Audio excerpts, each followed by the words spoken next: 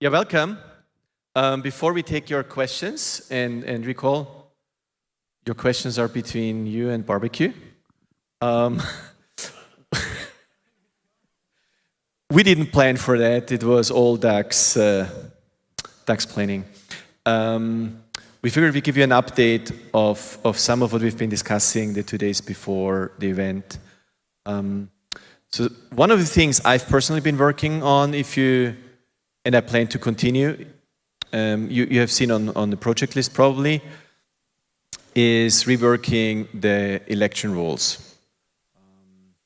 And one reason is, when we talked about members emeritus, turns out we need other member categories. Unfortunately, deceased members, for example, or if someone wants to step down. So we need a list of categories of members, so that then the processes work fine, and actually our election officials and membership officials have the right formal tooling.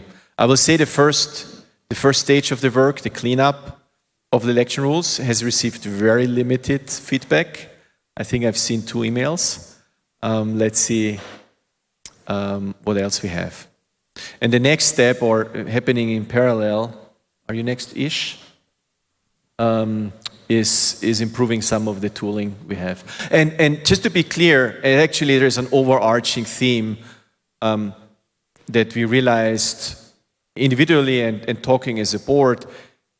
It's harder to join openSUSE and contribute to openSUSE in various ways than it should be. And part of that is, over those 20 years, we have built up quite some legacy, and things have been changing that aren't actually properly documented. And that's something we want to tackle.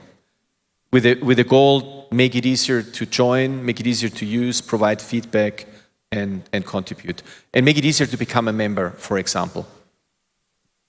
Yes, to add to that, I would say the initial discussion started, and then we branched out. We talked about revising the election rules. We talked about authentication. And earlier today, I did a very short presentation about the current state of the openSUSE membership database management. And I came up with a proposal on the board that we need to have something which is more modern, more suitable for our activities, to make it a must that someone who wants to become an openSUSE member, who has contributed to the project, it shouldn't be a difficult process. It should be an easy process, both for the person applying to be a member and the the membership official to look at all the contributions and approval of that. So in terms of tooling, the current proposal that I sent is to build something using Laravel. It's a PHP framework. We will not go down the route like previously using a social network, an existing open source social network platform. Rather, this time we will see what are the pain points for the election officials, what are the pain points for the membership officials, and how difficult or is it for current members, not members, but contributors to apply for membership, and address all those pain points in a very specific way. So that would be it. During the presentation, I mentioned that after OSC, I'm going to send a proper email with all the details of the things that we want to build, how we want to build, and I would wait also in line with Jeff of what is happening in terms of authentication, how that pans out. And by that time, I guess all the comments that you're expecting go out regarding membership types and everything that you posted. I think it's been a month, right, on the project mailing list. So let's hope in the next few days we get some more comments on that. So yeah, once all those are done, I will probably send more details about how we're going to build this, how we're going to develop something for openSUSE membership management, a platform. Yep. All right, and the last topic that I think we wanted to talk about was just governance, which I covered a little bit when I made some comments at the end of Rick Spencer's talk. But if you weren't there, I'll go through it again. The big goal was more or less to try to make the project more attractive to new contributors. And I've seen a number of stories about like people that like tried to find a way to contribute and ultimately had nowhere to go. The board is technically supposed to be the first point of entry for people coming new to the project, but with a name like the board, it can be kind of intimidating. And so we really haven't seen a lot of that. The only times I can remember in the past 6 months are people looking to sell branded merchandise and just needed permission and a way to work with the project. There weren't any actual contributors doing that. But on Matrix, I have seen people join, and they've asked sort of questions about, you know, I'd like to contribute in this way, how do I help? And there wasn't really anybody feeling responsible to answer that, and there's no real outreach that way. So one of the things that we had talked about, and this touches on what Rick had talked about as well, is adding some actual formal governance to how the project is run beyond the board. And that, at least in the model that we were discussing, was to have a, you know, call it oversight, call it the board as it is now, whatever the name is, at the top, that would, you know, sit with how we have our election rules now. We wouldn't need to change anything there. And then below it, a community committee that's responsible for, you know, doing things like membership drives, I guess, but elections, the projects that Ish was talking about, as well as marketing, art, things like that, where there are a lot of people with skills that don't translate into code contributions that are still super valuable to have in the project. And right now, I know there's some ad hoc organization around that, but nothing where someone new to the project would want to just say, hey, I would like to contribute. Similarly, we have sort of a definition for a technical committee. And we're loosely modeling this on Fedora, at least in our headspaces, but realistically, there's no reason why we can't refine it to be really particular to what our needs are. And there are a few different aspects to that. There's one, like, okay, so you're new to the project, how do I contribute technically? You can get some guidance that way. But there's also when we have you know, some controversial decisions that need to be made. SysV init versus systemd is a good example. I heard earlier today somebody commenting about how the Git workflow introduction really should have gone through, you know, project vetting as well. And really, the project operates in a historically as you know, whoever's doing the work is doing the work, but it kind of also translates into whoever's the loudest makes the decisions. And that can be off-putting to a lot of newcomers who don't feel like they have maybe earned that that loud a voice yet. But to have some sort of formal guidance around how technical projects evolve. Realistically, this would be kind of, you know, at a high level, how we want the next year to look like, what major goals we have. And I mentioned this at the open source network call earlier that, you know, realistically, if a technical committee starts making broad claims for the direction of the project and there's no volunteers to do it, that's not very effective. So, you know, any sort of group like this would really need to be talking to the membership about, you know, who's going to do the work.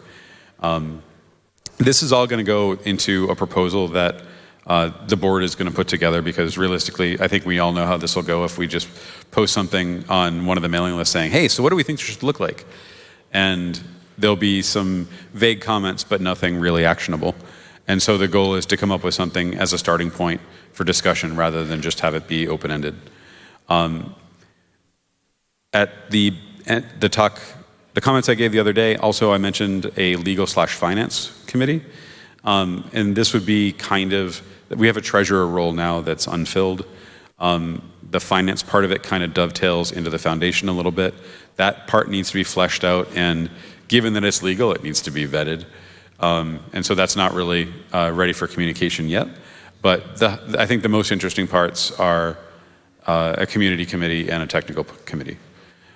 And with that, I don't think I had anything else.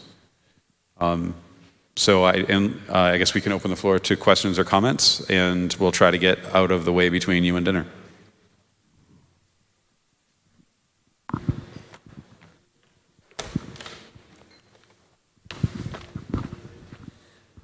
Thank you so much for the presentation. As a third party, as like integrator, I have a question about what is the future in terms for Xorg. You know, there's movement and Wayland is probably the way to go.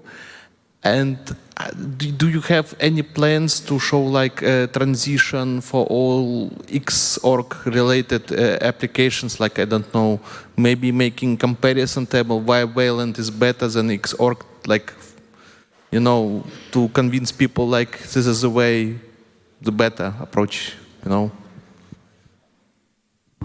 So might wear my desktop app for a second, and I think it's something within, on the openSUSE side, each desktop is making that journey at their own pace, and it's certainly something I think Leap will have a lesser focus on Xorg. On the SUSE side, where a lot of, or at least a proportion of desktop work has been sponsored before, they are very much going towards Wayland only. And so it might be that we end up following based off lack of anyone maintaining X11 anymore. But normally, this is probably another case where having a technical committee to make these decisions and draft these discussions would be better than the board doing it, because even though 2 members of the board maintain desktops or desktop-related things, it's not normally our role.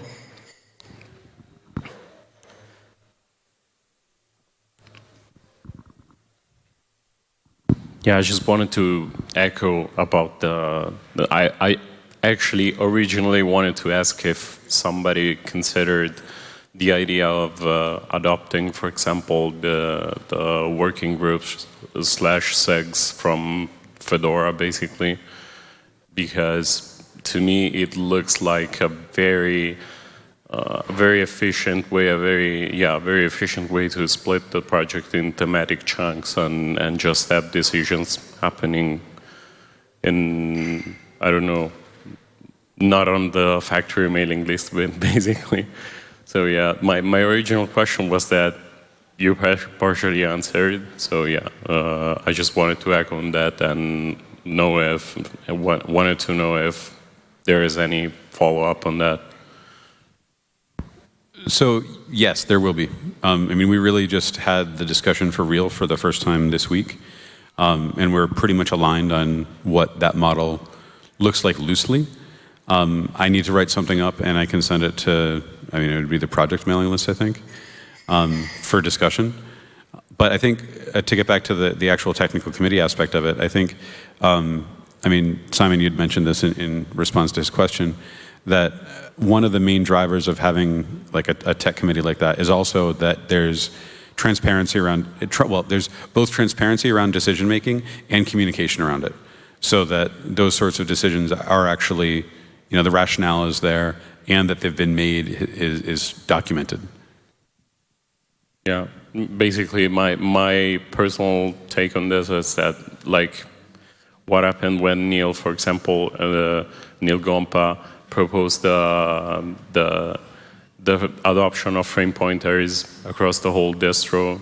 That was a huge flame war, basically, and like there was, apart the flame war, there wasn't a structured process for taking decisions like that, and so we didn't even come to a place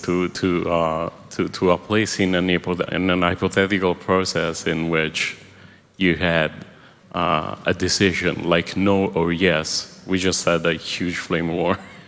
Yeah, when there's sort of unbounded controversy, it ends up just being there's no resolution. And I think another thing to add to that, a technical committee and a community committee is just the kind of starting point. If there is clear, like, special interest groups in this technical area or this community area, it will then be up to those committees to define what structures look like in the future. So whether certain desktops want to have a technical committee or whether certain other parts of the project want to have a working group or subcommittee, that will all be up for them to discuss in the future. So I think this will be kind of a natural extension that happens. And one of the things I don't want to do in my proposal is over-index on what that structure should look like, because I think that once we define the high levels and some guardrails for how that should work, I expect it to self-organize underneath it. Likewise, I mean, at least my idea for how to populate these committees initially, I think the board would need to seed them, but from community members who are interested, obviously. And as people leave, then I would expect the other members of that committee to find someone else to join, and that would be approved by the board. That's just the idea I have on the top of my head, though. One thing that's important to remember, though, is that when we're discussing things at a high level like this, when we're talking about a technical committee, it's not just tumbleweed. We have so many projects that are under the openSUSE umbrella that would be a part of this, and so it wouldn't be just distribution representation. There'd be, the build service, OpenQA. I know that a uni was at least interested in joining the project at one point, and so I would expect there to be representation there for constituent projects. But obviously, there's not going to be a whole lot of meaningful discussion about what the future of tumbleweed should look like by people who aren't naturally involved in it. So I would expect tumbleweed to be one of those other groups. I don't think we have the luxury of having so many community members that we can say you can only sit on one committee. If we get to that point, that would be fantastic, but I think this is a solution for the world we live in, not the world we want to see yet.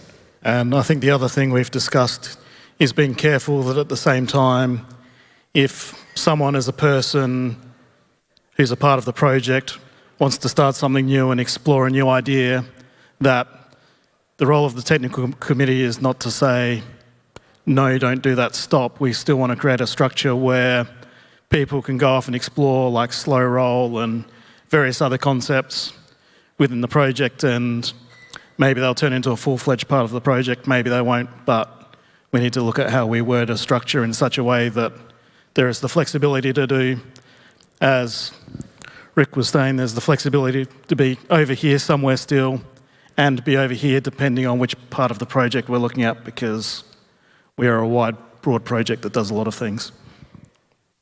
Thanks, by the way.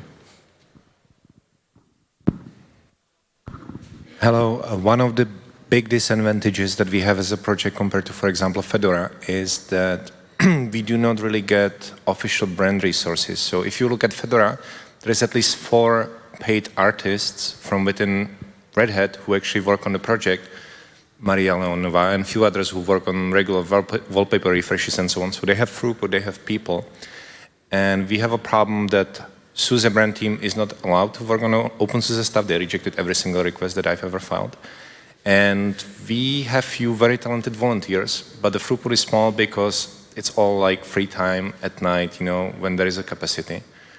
And I feel like there is high expectations. We have like way more distributions than any other project. And that requires way more work on the brand, on distribution logos, on branding guidelines that we have in alpha state since they were ever created 10, 12 years ago. And we could use like massive help. We don't really have budget to maybe like ask external company to help us on the topic. And we have quite a big backlog. And I think that there were elected logos like a year ago that we were not able to transition into production. And I really feel that we are a little bit clashed with no resources, relying on few individuals, very talented ones, but still with not enough capacity. And I feel like these special interest groups would be a solution, but we need to have that talent and either externally or maybe support more individuals from within SUSE or maybe ask for help officially from the brand team, which is not happening. But it seems to be dead end. I feel like that we have like very big task, right? The rename, which was re-raised again on the project mailing list. But I really feel like we don't have capacity to make it happen and maintain it on a sufficient quality for next 10 years, let's say. And I feel like that should be like something that evolves with the project, and we just didn't evolve, in the direction. We have like one-time waves when few individuals decided, well, now I have capacity, I will do something, but it's not planned. You cannot really plan it, And I feel like I'm not sure what to do in the direction to make a success on the brand side. If you have any suggestion, that would be highly welcome. But this is something where I think that we could do much better.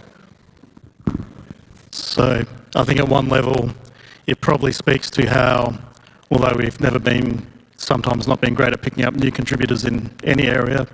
We've probably done better at picking up technical contributors than non-technical, and we see that in our product. Sorry, yep.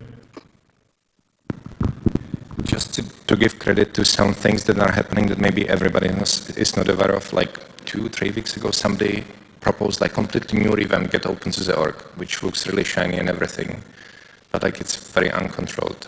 So these contributions happen. It's just, you know, it's not very unified, and we don't have official team. And yep. So I think on one level, part of the community team would be driving those things, and maybe that will help a bit.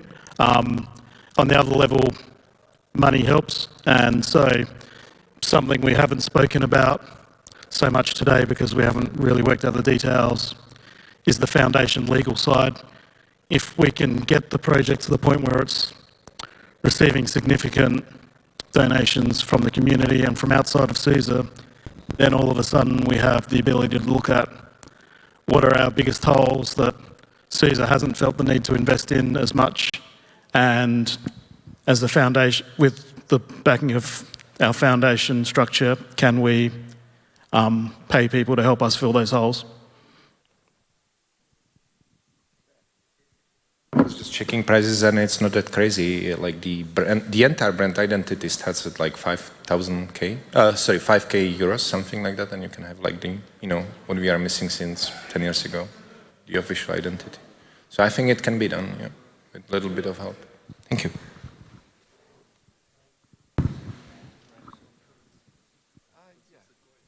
So I think related to, I mean, the broad topic there is there's obviously the aspect of having people that are going to contribute artwork. But when, I think there's also an element of decision making too. So like somebody has a new icon or a new logo, does that really need a vote of the entire project in order to use it? Or can we say, this is what the role of, say, the community committee's branding team is for, and they're empowered to make that decision for the project. And I mean, it's both about attracting contributors, but also formally empowering people to make these decisions in a way that, you know, there's structure around it, so that obviously the people that volunteer have an opportunity to be on these committees, but it's when we have a process that says, yes, we trust these people to do this thing, then, I mean, it's like being in a company to that respect, where it's, you know, it's their job to make these choices. We trust them to do that. And we just need to decide as a project if that's a goal that we have. And, you know, I think that when we do things like having like votes for logos, I think we've sort of lost the plot a little bit, because for a project-wide vote, I really think it should be for super important topics, not what would, in most circumstances, kind of be described as daily business. Yeah, I feel like the competition that we did was basically a workaround for not having the baseline that would define how the brand is supposed to look like. For example, none of these colors that you can see, none of them, not a single one, is part of the current branding guidelines. And since you don't have any that would match, like, you have to cook from water. And I feel like this is why this entire exercise happened. If you would have kind of, you know, guidelines that work, like, it would be evolution, not the revolution, and you wouldn't need voting.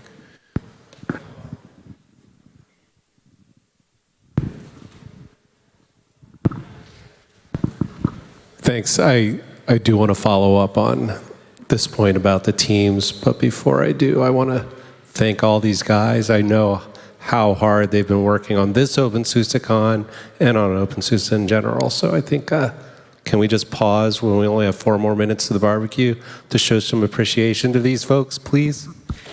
Yeah. I know, I see it. I see it every day. So I just want to share my perspective as like the general manager of the Linux division. Like if someone came to me right now and said, could you please get somebody within SUSE to help us with artwork or branding or something, what would I tell them to do? Like, who would I send them to talk to? What, you know, like, so like I can't, like what I would love is if I could say, hey, all of you branding people at SUSE, we have this openSUSE project, and there's an opportunity for you to be part of this community, and you can go join this team or whatever structure that is in place and just inspire them to have the fellowship of being part of the community. And I think that's the way that we can solve a lot of these problems. But currently, like, I just don't even know what I would say to them. So I really love where you guys are taking this, and if there's anything I can do to support you guys taking the next step, let me know. Thanks. Yeah, thank you. And you talked to something that I actually was going to talk to myself is, if you look at organizations, to use to mimic how you described it, you can have something super structured, super organized. You can't order a single pen without 3 signatures, or you can have complete anarchy, if you will. And the point is not going from here, or wherever openSUSE is right now, to over there. The point is to go a little bit more in the middle. Because in my years doing open source, I've seen lots of people burn out. I've burned out myself. And working together, mentoring people, bringing in new people, is the antidote to that. And one of my proudest achievements as an open source person, for one of my key tasks, I've been maintaining GCC and FreeBSD for 20 years, is I mentored my successor. And I'm still there to help. So they are not alone. And that is, I think, what if we look at what we realized looking at openSUSE, is not saying you need to have all those organizations, all those teams and structures and forcing things. But when we have a couple of people who are designers, is there a wiki page where you put your email addresses on? Maybe there's a mailing list or whatever where you can be reached so that, yeah, you have someone to point people to. So just to be clear, when we're talking about more structure, we're not talking about crazy. We're just like, can you actually reach the people? And that's something that a year ago on the moderation team wasn't even possible. Like, we didn't know who is on the moderation team. The people on the moderation team didn't know who is on the moderation team. Across the different media. Of the forum people knew who the forum people were, and the matrix people knew who the matrix people were. It makes a lot of sense to be consistent across. And one of the things that Sean was actually really great at, it's probably most people didn't realize, is helping bring it together. And that's the kind of thing. This moderation team, designers, we did a little bit in a year or so ago with membership officials. It's just like, who are you? What are you doing? How can you be reached? Actually, Sean, you had some comments about what it was like as the moderator team in looking for some guidance. Do you want to share those here? Just as an example of how there's a need for this already. I mean, one of the big challenges with our project is we don't do official well. We have semi-official platforms on Reddit, on IRC, on Matrix, on our forums.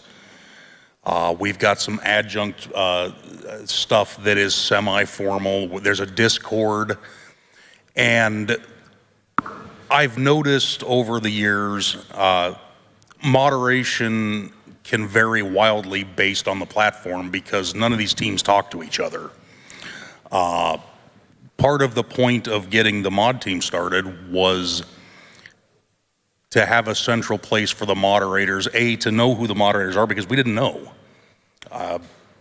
We had IRC moderators that we didn't know they were moderators until I don't think Richard's in here, but Richard actually owns the openSUSE namespace for Libera. until I talked to Richards, like, well, who actually has permissions to be an operator on IRC? We have a better handle on that right now, and I'll be honest, I still don't actually know who everybody is, but we're getting better at it.